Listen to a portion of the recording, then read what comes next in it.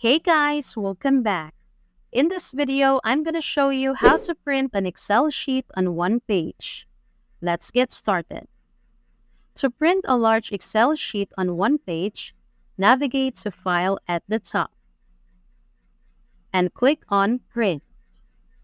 You'll see Print option open up, allowing you to check how many pages the data from the spreadsheet will take up. Here, the page count is 2. To ensure all data will fit on one page, go down and select Fit Sheet on one page from the menu on the left.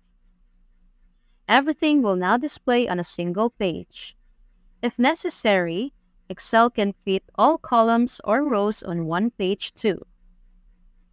You'll find these options in the same place. In this case, it's good to reconsider the page orientation options. Decide which would be more suitable, portrait or landscape. This data table looks much clearer when printed in portrait format, so we'll go for that. Finally, the last step is to click the Print button at the top. And there you go!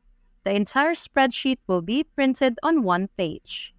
If you'd like to learn more life-saving hacks for printing an Excel sheet, check out our series of video tutorials. Thanks for watching! And if you found this video useful, don't forget to give it a thumbs up and hit that subscribe button for more content like this.